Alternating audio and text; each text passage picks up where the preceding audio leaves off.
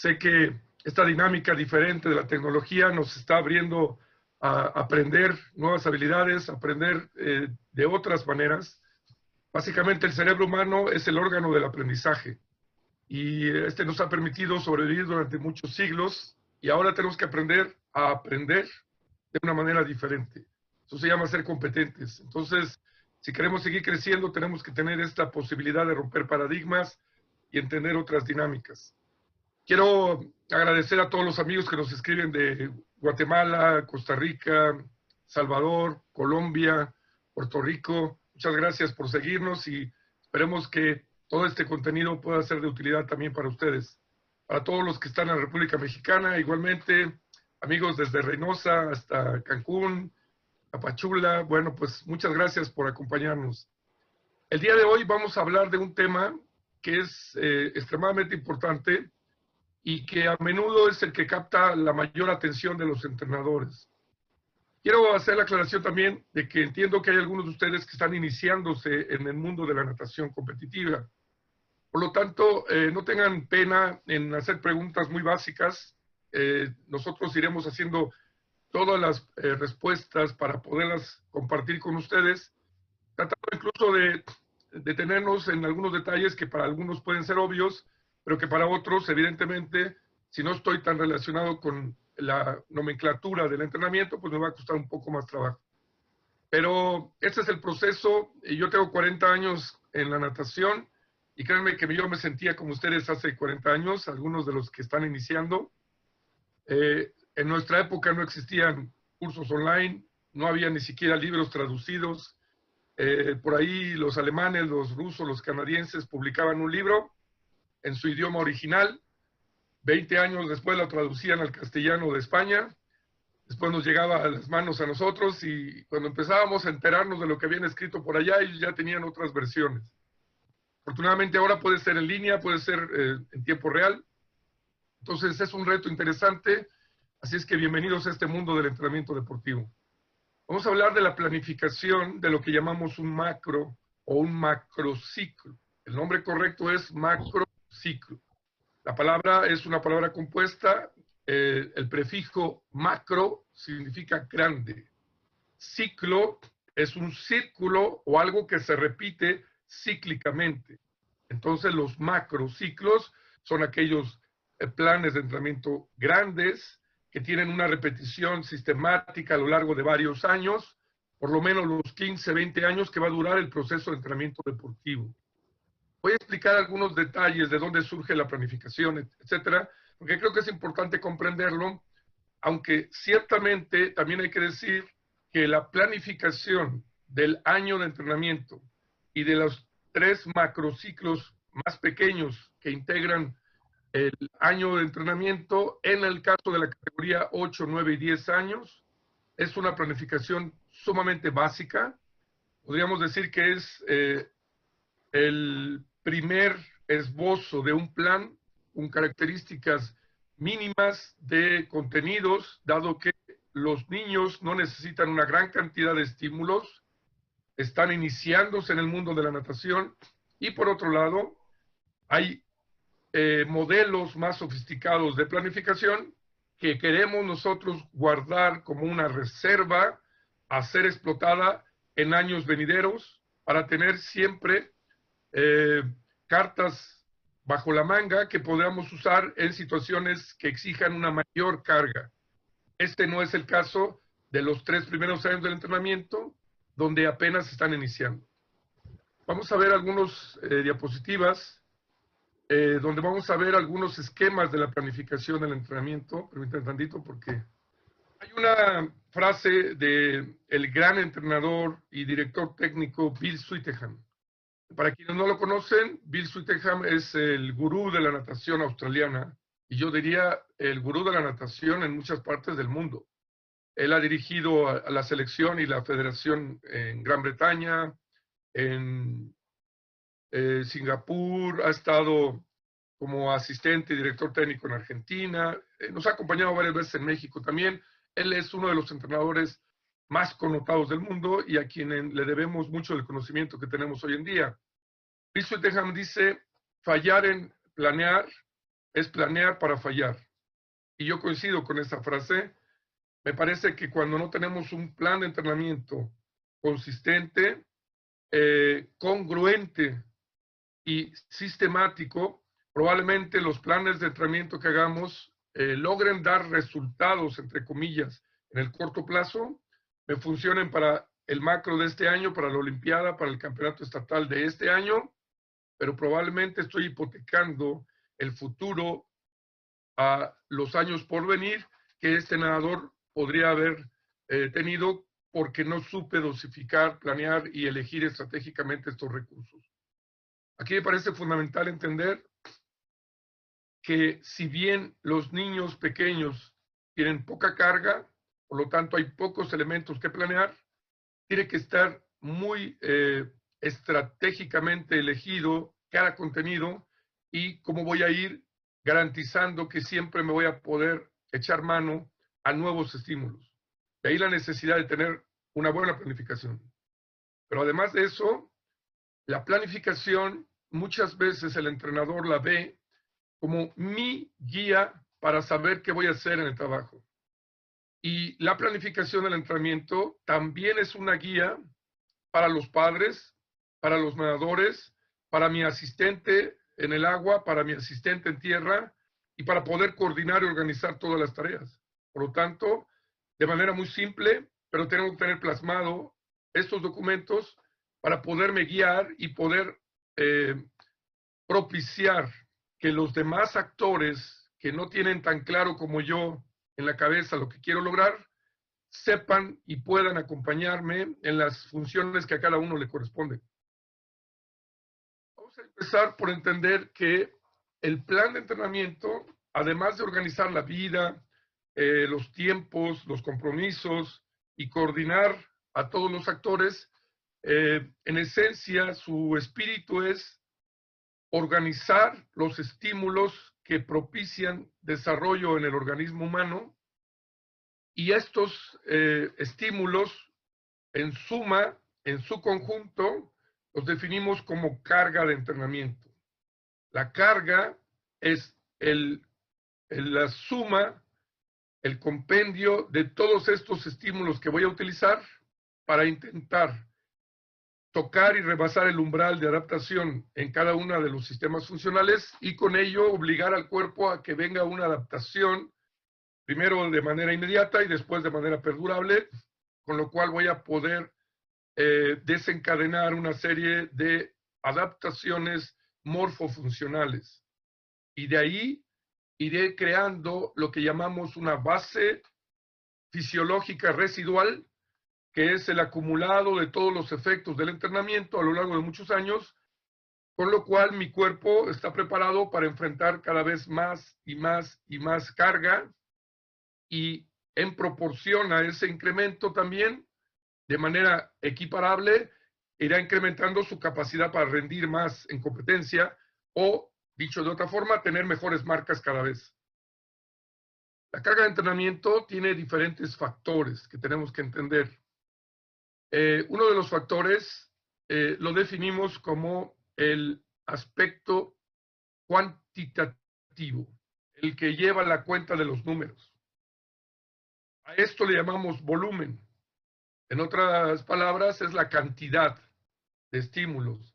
Y estos estímulos los traducimos en metros por día, metros por sesión, kilómetros a la semana, kilómetros al mes, número de semanas, número de días, número de competencias, etcétera. Todo esto, parte cuantitativa, se expresa en el volumen. En la unidad más pequeña, que sería una serie de entrenamiento, a menudo lo expresamos de una forma tan simple como poner 4 por, que significa 4 veces lo que venga después. 4 por 20 metros máxima. Significa voy a hacer 4 veces 20 metros máxima. No, esta es una expresión muy elemental. Lo estoy explicando porque entiendo que algunos todavía no están muy relacionados con esta nomenclatura. Pero esa es la manera típica de expresarlo. Lo expreso en kilómetros, lo expreso en horas. En el caso de la natación, a diferencia de otros deportes, la natación, la parte del volumen en el agua la expresamos en metros y o kilómetros, por semana, por día, por mes. El trabajo de tierra lo expresamos en horas o en minutos. A la semana le voy a dedicar 1, 2 o 3 horas al trabajo de tierra, y de esas 3 horas son 30 minutos cada día para sumar 1 hora 30 de fuerza. Y voy a sumar 2 horas de resistencia aeróbica. Lo expreso en horas. En el waterpolo y en otras disciplinas a veces se expresa en horas. En los deportes de levantamiento de pesa y fuerza se expresa en toneladas. Nosotros expresamos en kilómetros y el trabajo en tierra en horas. Bien. Después tenemos el otro factor de la carga que llamamos intensidad. La intensidad hace alusión a la magnitud en velocidad de nado o el grado de esfuerzo que tiene que hacer el nadador en una serie, en una repetición, en un estímulo. Esta intensidad siempre está relacionada con el 100%, que es el esfuerzo máximo. 100% equivaldría a lo más que puedo dar. Y a veces expresamos al 80, al 90, al 95% de ese máximo. En la bibliografía a menudo se dice 80% de intensidad es 80% del pulso. Bueno, no siempre es así. Y el pulso, dicho sea de paso, es el elemento de las constantes fisiológicas menos confiable para dosificar la carga. Sin embargo, yo entiendo que en mucha bibliografía se maneja de esa forma. Por eso lo aclaro.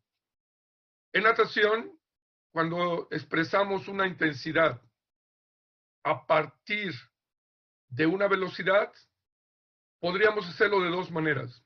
Yo podría hablar de velocidad máxima. Entiéndase que esa velocidad máxima sería el 100%, lo más rápido que puedo ir, y esto solamente es posible en distancias que duren 6 segundos. Era trabajo aláctico. Porque después de 9, 10, 15 segundos, la acumulación de ácido láctico, lactato, va a provocar una merma en la velocidad y potencia de la contracción, me va a obligar a bajar la velocidad. Y hablaríamos de velocidades submáximas.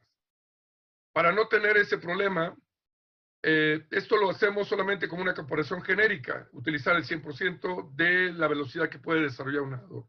Normalmente, cuando trabajamos en natación y hago una serie para resistencia aeróbica en R1, resistencia aeróbica anaeróbica mixta, R2, máximo consumo de oxígeno R3, utilizo la velocidad de competencia como la velocidad máxima del nadador. Y digo, va a nadar al 80% o al 70% de la velocidad de competencia. Y de ahí derivo los porcentajes para cada una de las series de entrenamiento. Eso me permite tener una referencia mucho más real, mucho más cercana al nadador y mucho más específica. Tengo que tener claro también que la intensidad puede ser expresada en términos absolutos o en términos relativos. Intensidad absoluta sería la cantidad total de metros o trabajo realizado al 90%, la totalidad de trabajo realizado al 90, 95, 100%. Pero también puede ser relativa, decir, estoy al 80% del máximo, estoy al 90% máximo. Es una velocidad relativa. Y esta velocidad relativa también va a cambiar. A lo mejor, al principio de temporada, nadar al 90% de lo que yo puedo hacer como máximo representa 1.15. 3 meses después, ese 90% ya representa 1.13, 1.12, porque yo me fui adaptando, fui ganando capacidad. Esta intensidad relativa me permite también ponderar y dosificar ciertos rangos de entrenamiento. En los niveles 2, 3 de CEFOPREA, donde vamos a entrar al entrenamiento para juveniles, categorías avanzadas, vamos a explicar mucho más detalles de cómo se expresa volumen e intensidad. Por lo pronto, baste esto como conocimiento general, como cultura del entrenamiento, para no complicarnos demasiado, y después iremos abundando en muchos más detalles. Ciertamente hay muchas clasificaciones de la intensidad, de las velocidades, etcétera, pero no lo vamos a meter en ese tema en este momento. Aprovecho para recordarles que cualquier información, den clic tanto en el canal de YouTube como en Classroom, para poder descargar materiales y para poder tener a la disposición toda la información que estamos compartiendo. Bien, el tercer factor se llama densidad, que es la relación trabajo-descanso por unidad de tiempo. Yo explicaba que, por ejemplo, si yo hago un circuito de fuerza y yo les asigno a mis entrenados, vamos a hacer 30 segundos de trabajo con 30 segundos de pausa. La proporción es 1 a 1. Dentro de un minuto, la mitad es para trabajar y la mitad es para descansar. Si yo les pusiera 45 de trabajo por 30 de descanso, por 15 de descanso tendría 3 a 1. Trabajo 45, descanso 15. Cambia la proporción.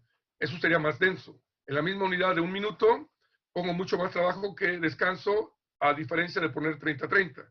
Esto lo hace mucho más denso. Otra manera de entender la densidad de natación es lo que yo explicaba, que en el largo plazo, al principio un nadador cubrirá 800 metros en una hora cuando está en 8 años, 1 kilómetro 100 a los 9, y cuando llegue a los 18 años será capaz de nadar 3.5 kilómetros en la misma hora de entrenamiento. Bien, pero no todo la carga de entrenamiento es meramente física. Los seres humanos somos seres biopsicosociales. Por lo tanto, los aspectos que rodean al ser humano en su conjunto intervendrán y ejercerán un aspecto de sobrecarga, de carga o de estrés. Y a veces tenemos que entender que el entrenador se preocupa y se interesa por dosificar el estrés metabólico producto de los entrenamientos que estamos poniendo aquí, lo cual está muy bien, pero entender que también la carga psicológica genera estrés afectivo, cognitivo, emocional, y también puede generar estrés metabólico, porque hay respuestas psicosomáticas. Todos sabemos que de repente cuando tengo un examen me duele el estómago y siento las tripas revueltas. Bueno, esto es un efecto psicosomático. Y también puede impactar en el metabolismo, de manera indirecta, el manejo de las emociones y los pensamientos. La carga psicológica es tan importante que para mí es el factor más difícil de dosificar para un entrenador, sobre todo cuando no tiene comunicación con los padres, cuando hay mucha presión de los clubes, de las asociaciones, de las organizaciones deportivas que dirigen el deporte. Yo tengo que proteger tanto al padre como al nadador para que sepan cómo lidiar con esta carga y no permitir que los lleve a un estrés excesivo. Hoy en día estamos sufriendo en el mundo entero una de las más grandes crisis emocionales. La gente como nunca está sola, se siente agobiada, preocupada, con miedo. El miedo es la antítesis de la paz, de la serenidad. El miedo es la antítesis de la plenitud. Hay quienes dicen que el miedo es el opuesto del amor. Y en esencia creo que es verdad. Yo tengo que entender que este es un deporte que me enseña a lidiar con el estrés metabólico, con el estrés psicosocial, pero tengo que dosificarlo. Y así como me preocupo por dosificar la carga física, me tendré que preocupar cómo estoy dosificando la carga psicosocial. Y sobre todo, en la exigencia, en las expectativas, en la presión que ejercen padres, entrenadores, clubes, y donde más se siente esa presión es en la competencia o previo a la competencia. Por lo tanto, por eso es que elegimos eventos muy pequeños, en duración, en número de eventos, en número de pruebas, con una exigencia deportivamente hablando también no muy alta, para darles tiempo de ir aprendiendo a manejar esa carga psicológica que a veces no vemos de manera tan tangible como vemos en números, volúmenes, intensidades. El otro aspecto importante a considerar en la carga es el régimen de vida. Muchos años fui entrenador en la selección nacional y entrenábamos en el Comité Olímpico, y yo vivía en el sur de la Ciudad de México. Cuando yo empecé a ser entrenador, de la parte sur a la parte norte de la ciudad, yo invertía 1 hora de tiempo. Empezaron a construir todo el desarrollo de los segundos pisos, etcétera, y el tráfico empezó a aumentar. Llegó un momento que hacía 3 horas para ida y 3 horas de regreso. Esto lo sufrían mis nadadores igual que yo. Cuando un joven sale de la escuela y tiene que venir comiendo en el coche, le tienen que empujar la comida porque brinque llegue y pueda nadar, sale de ahí, tiene que hacer tareas, se queda medio dormido una noche, no descansa. Todo eso está generando un estrés. Y ese estrés aumenta el impacto de la carga o la magnitud de carga y por lo tanto puede alterar los procesos de adaptación que son indispensables para que el entrenamiento tenga los resultados que se esperan. Yo tengo que entender en suma es que todos estos factores se van a ir confabulando para que hagan una magnitud de carga sumatoria de todos estos efectos y que el arte de entrenar no reside solamente en cargar, estresar o agotar el organismo. Esto lo hace cualquiera aún sin estudiar. La ciencia hoy busca cómo ayudar al organismo a soportar mayores magnitudes de carga y yo tengo que ver de dónde le puedo bajar para no sobredimensionarla. Y la búsqueda en la ciencia está hoy en cómo acelerar los procesos de recuperación para asimilar y soportar la carga y poder soportar después un poco más carga de forma gradual y progresiva.